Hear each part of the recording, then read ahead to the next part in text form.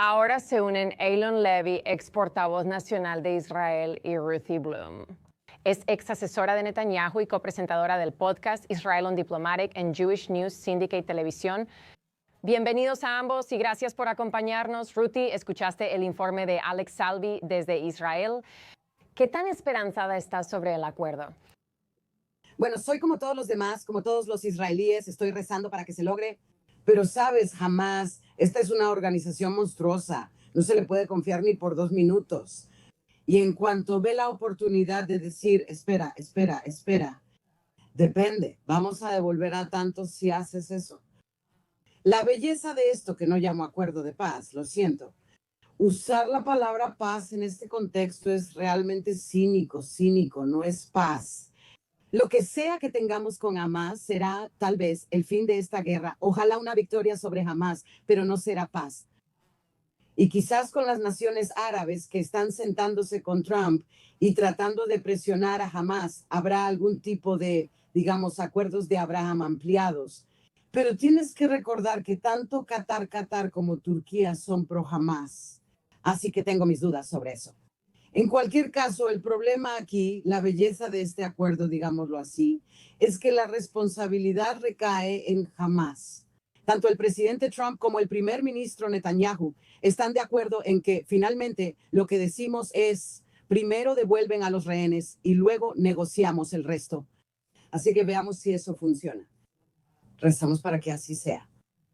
Eylon, aunque haya posibilidad de resolución, es importante no olvidar la tragedia del 7 de octubre de 2023. Llévanos de regreso a ese día horrible. ¿Dónde estabas y cómo te enteraste de lo que estaba sucediendo por primera vez? Como millones de israelíes, entendí que algo andaba mal cuando me despertaron en la mañana las sirenas de misiles. Tuve que correr al refugio antiaéreo en el sótano de mi departamento porque estábamos bajo ataque de misiles. Jamás había lanzado cientos de misiles contra Israel en las primeras horas. Y tomó un tiempo para que los israelíes entendieran y asimilaran el verdadero horror de lo que estaba sucediendo.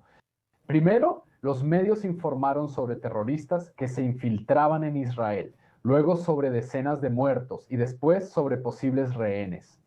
Pasaron días antes de que se supiera el número real de muertos. Y también el verdadero sadismo de las atrocidades de Hamas. Torturaron a personas. Los mutilaron antes de matarlos, mutilaron sus cuerpos, decapitaron a personas. Perpetraron los actos más bárbaros de violencia sexual. La gente se escondió debajo de cuerpos muertos para sobrevivir. Jamás secuestró a personas después de intentar volarlas en pedazos dentro de refugios de concreto. Esto fue un acto de sadismo extremo. Y ahora, en el aniversario del 7 de octubre, los israelíes están reviviendo ese trauma y recordando el miedo del día en que fuimos invadidos por Hamas y el día en que llamó a los otros ejércitos proxy de Irán en todo Medio Oriente a unirse a la lucha y lanzar una guerra de 7 frentes contra Israel. Así que estamos reviviendo ese trauma de las atrocidades sádicas perpetradas por Hamas y esperando que la pesadilla viviente que jamás comenzó hace 2 años finalmente esté llegando a su fin. Sí, Eylon, gracias por contarlo. Ruthie, pregunta similar para ti. ¿Dónde estabas ese día? Bueno, como Eylon me despertaron las sirenas. De hecho, Eylon y yo vivimos muy cerca uno del otro y muy cerca de la plaza que acabas de mostrar en tu noticiero. No rehenes, la plaza Dizengoff. Y me desperté. Y de nuevo, estamos acostumbrados a tener enfrentamientos periódicos con Hamas, con misiles volando. Y pensé, oh no, esto es una repetición de 2021 cuando Hamas nos atacó.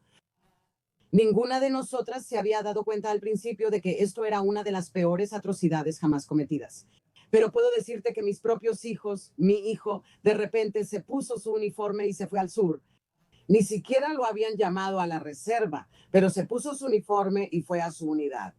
Y lo mismo pasó con mi yerno. Y cuando después les pregunté cómo supieron que debían hacer eso si no los habían llamado a la reserva, y mi hijo dijo, hemos estado entrenando para esto.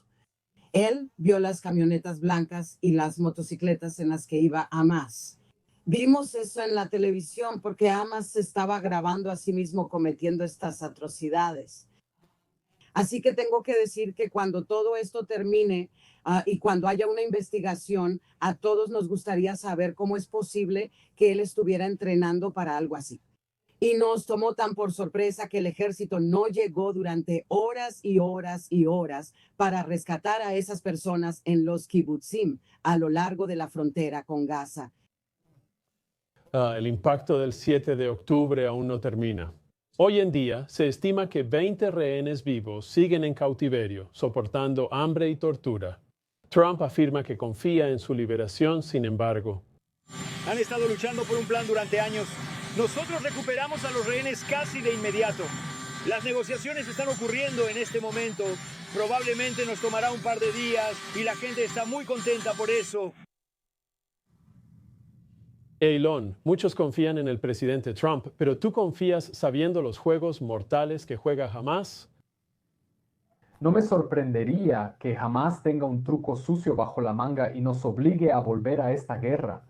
Hamás no quiere acabar la guerra. El plan de paz del presidente Trump propone una paz sin Hamás, no con Hamás. Este plan es un plan para que Hamás acepte la derrota.